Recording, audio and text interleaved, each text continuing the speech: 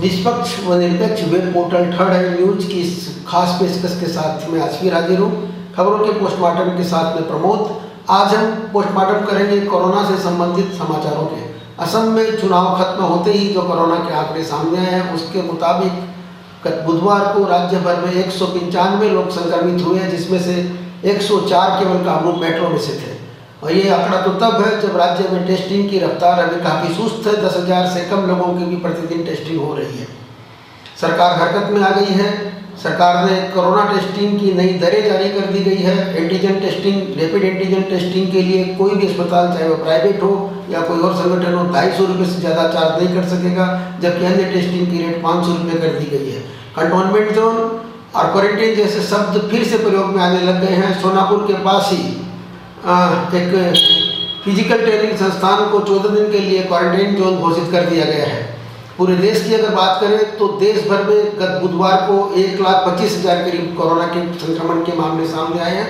लगातार तीसरी बार है, 3 दिनों तक लगातार 1 लाख का आंकड़ा पार होता जा रहा है। स्थिति बहुत ही भयावह है। पिछले साल जब कोरोना अपने पीक पर था तब भी एक भी दिन आंकड़ा 1 लाख को पार नहीं किया था, पर अब लगातार 3 दिनों से 1,25,000, 1,15,000 और 1,10,000 जैसे आंकड़े सामने आ रहे हैं।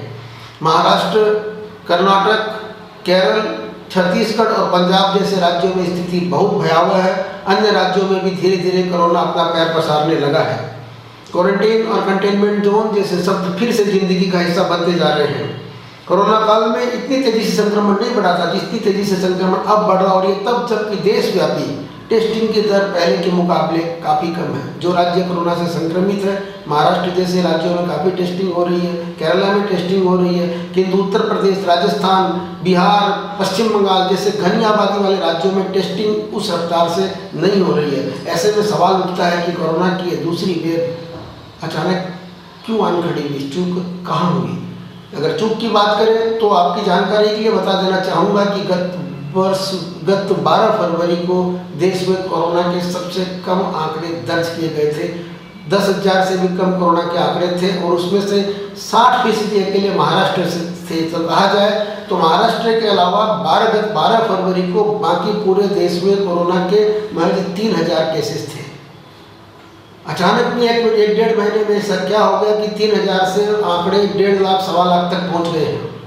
दरअसल फरवरी तक कोरोना के कमजोर पड़ते ही राज्य और केंद्र की सरकारें कोरोना की महामारी के खतरों को लेकर उदासीन हो गई, और जहां तक जनता की बात है, जनता भी कहा जाए तो कोरोना से उकता गई थी।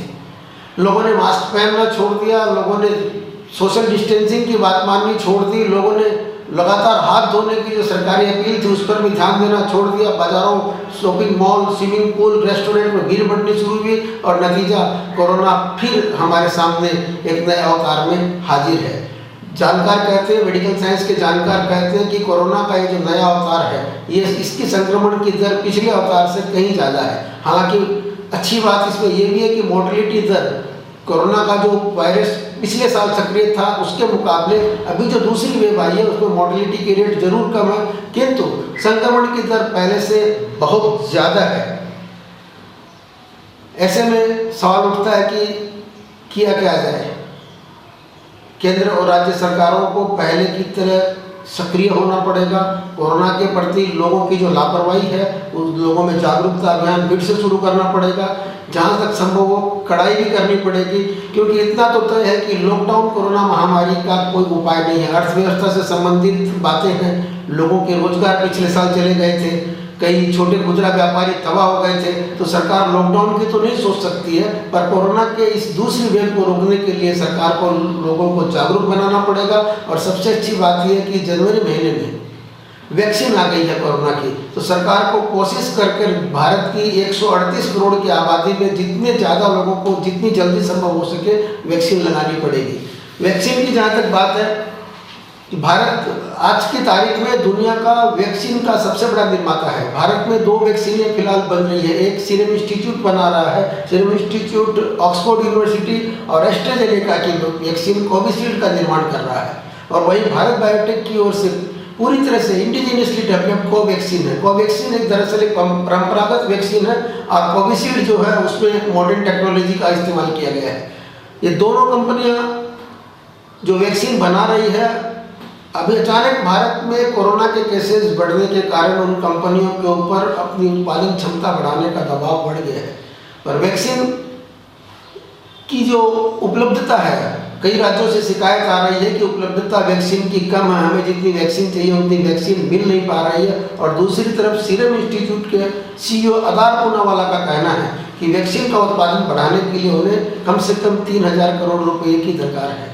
भारत न केवल वैक्सीन का घरेलू इस्तेमाल कर रहा है, बल्कि वैक्सीन का भारत दुनिया में सबसे बड़ा सप्लायर भी है, सबसे बड़ा एक्सपोर्टर भी है। आज हालत यह है कि वैक्सीन की घरेलू मांग को देखते हुए, घरेलू दबाव को देखते हुए, मांग के ऊपर घरेलू दबाव को देखते हुए भारत के जो इंटरनेशनल कमिटमेंट्स है वो फेल हो रहे हैं। ऐसी स्थिति में क्या किया जाए? समस्या ये आ रही है कि भारत सरकार ने सबसे पहले वैक्सीन देने का बीड़ा उठाया 60 वर्ष से ज़्यादा उम्र के लोगों को, और उसके साथ ही मेडिकल पैरामेडिकल स्टाफ और फ्रंटलाइन वर्कर्स को। उसके बाद इसमें थोड़ी ढील दी गई है। 45 वर्ष के ज़्यादा उम्र के लोगों को जिनको कोमॉर्बिडिटीज थी उनको वैक्सीन देने का काम शुरू किया गया, और अब सरकार ने तीसरे चरण में 45 वर्ष से ज़्यादा उम्र के किसी भी व्यक्ति को वैक्सीन लग सकती है, ऐसी एक मैकेनिज्म शुरू की है। वैक्सीन को लेकर जो सरकारी तौर तरीके, उसमें एक समस्या ये सामने आ रही है कि सरकार ने वैक्सीन की पूरी प्रक्रिया का एक तरह से राष्ट्रीयकरण कर दिया, नेशनलाइजेशन कर दिया है। वैक्सीन किसको लगेगी, किन लोगों को लगेगी, कितनी वैक्सीन किसको मिलेगी, कितनी वैक्सीन का ऑर्डर दिया जाएगा, ये सारे के सारे काम सरकार तय करती है, सरकार तय कर रही है। आदर्श स्थिति तो ये होनी चाहिए कोरोना की भयावहता को देखते हुए कि सरकार को वैक्सीन मैकेनिज्म को लचीला बनाते हुए प्राइवेट प्लेयर्स को इस क्षेत्र में उतार देना चाहिए। जो लोग वैक्सीन के लिए पैसा देने में समर्थ है, जो प्राइवेट हॉस्पिटल में जाकर, यह तो जानी हुई बात है कि भारत की वैक्सीन दुनिया की सबसे सस्ती वैक्सीन है। आज भारत सरकार अपने स्तर के ऊपर कोविशील्ड और कोवैक्सीन मुफ्त में मुहैया करा रही है। अगर कोई प्राइवेट हॉस्पिटल में जाकर वैक्सीन लेता है तो उसे फकत 250 रुपये देने पड़ते हैं। बताया जाता है कि सरकार हॉस्पिटल को, प्राइवेट हॉस्पिटल को 200 रुपये में वैक्सीन देती है, 50 रुपये उनका लॉजिस्टिक्स के लिए खर्च होता है और 250 रुपये वो ले रहे हैं। पर ऐसे बहुत से लोग हैं जो 1000 रुपये, 2000 रुपये, 5000 रुपये खर्च करके भी वैक्सीन लगा सकते हैं। सरकार को इस मामले में प्रोडक्शन बढ़ाने के लिए एक और कंपनियों को पैसे मुहैया कराने चाहिए, और दूसरी ओर प्राइवेट प्लेयर्स को इसमें इन्वॉल्व करना चाहिए, और तीसरी ओर ये खोल देना चाहिए कि कोई भी उम्र का आदमी अगर उस पैसे देने में वो सक्षम हो तो जाकर अपने आप को वैक्सीनेट करवा सकता है। खुशी की बात यह है कि भारत जल्दी ही रूस की एक और सस्ती वैक्सीन है स्पुतनिक V का निर्माण करने जा रहा है। इसके अलावा जॉनसन एंड जॉनसन अमेरिकी कंपनी की वैक्सीन का निर्माण भी भारत में होने जा रहा है। पर निर्माण से केवल बात नहीं बनेगी, बात तो तब बनेगी जब देश के ज़्यादातर लोगों को जितनी जल्दी हो सके हम वैक्सीनेट कर सकें। आज वैक्सीनेशन की स्थिति है कि वैक्सीनेशन के मामले में अमेरिका, इजराइल और यूरोप के दोस्त देश हम लोगों से बहुत आगे हैं। न केवल ये देश बल्कि ब्राज़ील जैसा देश, जिसने कोरोना की भयावहता को मैं कहूँ कि सबसे ज़्यादा झेला है, तो अतिशयोक्ति नहीं होगी, वो भी वैक्सीनेशन के मामले में हमसे आगे है। ऐसे में सवाल उठता है कि गलती कहाँ हो गई, भूल कहाँ हो गई। दरअसल पिछले साल कोरोना के पीक के बाद में जब कोरोना का ग्राफ नीचे आने लगा तो हमारी सरकारें, और न केवल सरकारें बल्कि लोग भी कंप्लेसेंट हो गए। इसका अंदाजा इसी बात से लगाया जा सकता है कि भारत सरकार ने वैक्सीन निर्माताओं को वैक्सीन के डोज का पहला ऑर्डर 3 जनवरी को दिया था, जबकि अमेरिका और यूरोप के देश ये सारा काम नवंबर-दिसंबर में कर चुके थे। 3 जनवरी को ऑर्डर दिया गया था। उसके बाद भी वैक्सीनेशन की रफ्तार काफ़ी सुस्त थी। उस रफ्तार को सरकार को बढ़ाना होगा। 138 करोड़ लोगों को अगर आपको वैक्सीन लगानी है तो वैक्सीन की रफ्तार जो फिलहाल है उससे कम दोगुनी करनी पड़ेगी। प्राइवेट प्लेयर्स को इस क्षेत्र में आने की अनुमति देनी होगी। इसके अलावा वैक्सीन का प्रोडक्शन बढ़ाना होगा। प्रोडक्शन बढ़ाने के लिए वैक्सीन निर्माता कंपनियों को अगर फिनांस की जरूरत पड़े तो भी सरकार को अपने स्तर पर वो उन्हें मुहैया करवानी पड़ेगी, क्योंकि सरकार वैक्सीन फ्री में लगा रही है। और वैक्सीन की जब तक वो इकोनॉमिक फिजिबिलिटी नहीं होगी तब तक कंपनियां भी अपने स्तर के ऊपर संसाधनों का जुगाड़ कर वैक्सीन निर्माण में नहीं झोंकेगी। तो जब सरकार वैक्सीनेशन की पूरी प्रक्रिया अपने हिसाब से चला रही है, एक तरह से राष्ट्रीयकृत तरीके से चला रही है, तो वैक्सीन के लिए कंपनियों को जरूरी संसाधन, जरूरी धन मुहैया करवाना भी भारत सरकार की जिम्मेवारी बनती है। इसके अलावा जैसा कि हमारे देश का जो पॉलिटिकल सिस्टम है उसमें होता आया है, वैक्सीन को लेकर राजनीति भी शुरू हो गई है। कई राज्य सरकारों का आरोप है कि उन्हें वैक्सीन की आपूर्ति नहीं की जा रही है। महाराष्ट्र जैसे राज्य जहां कोरोना की भयावहता पूरे देश में सबसे ज़्यादा है, या अगर यूँ कहा जाए कि देश में जितने मामले आ रहे हैं उसके 50% से ज़्यादा अकेले महाराष्ट्र के है, वहाँ की राज्य सरकार का कहना है कि उनके पास केवल 2 दिनों तक का जो वैक्सीन का स्टॉक है उतना स्टॉक भर रह गया। छत्तीसगढ़ जैसा राज्य जो पहले वैक्सीन की गुणवत्ता को लेकर सवालिया निशान खड़ा कर रहा था, उसका भी आरोप है कि उसके पास वैक्सीन नहीं है, जबकि केंद्रीय मंत्री हर्षवर्धन का कहना है कि ऐसी कोई बात नहीं है, वैक्सीन की सप्लाई नियमित है और सप्लाई में कहीं भी कोई प्रॉब्लम नहीं है। राजनीतिक आरोप प्रत्यारोपों के अलावा उनसे अलग जाकर भी अगर देखा जाए तो इतनी बात तो तय है कि वैक्सीन को लेकर आरोप प्रत्यारोप की राजनीति नहीं होनी चाहिए। आरोप प्रत्यारोप की ही नहीं, किसी भी तरह की राजनीति वैक्सीनेशन को लेकर नहीं होनी चाहिए। देश की जनता को, ये राज्य सरकार और केंद्र सरकार दोनों सरकारों का कर्तव्य है कि देश की जनता को वैक्सीन लगे, वैक्सीन के प्रति उनमें जागरूकता हो और वैक्सीन की उपलब्धता पूरी तरह से सुनिश्चित करवाई जानी चाहिए। जैसा कि होता है कि जैसे कृषि उत्पादों की हम बात लेते हैं कि जब कृषि उत्पादन कम होता है और घरेलू खपत ज़्यादा होती है तो सरकार उनका आयात बंद कर देती है, तो उसी तरह वैक्सीन का आयात कुछ दिनों के लिए बंद कर हमारी घरेलू ज़रूरतों को पूरा किया जाना भी आज समय की मांग है। तीसरी बात, पूरे के पूरे कोविड प्रकरण में पूरे देश में भ्रम की स्थिति फैलाने की कोशिश की जा रही है। हमारे कई वामपंथी मित्र ऐसे हैं, उनका एक अलग प्रोपेगेंडा मैकेनिज्म है। उनका कहना है तो ये है कि कोरोना रियल है ही नहीं, कोरोना वायरस जैसी कोई समस्या ही नहीं है।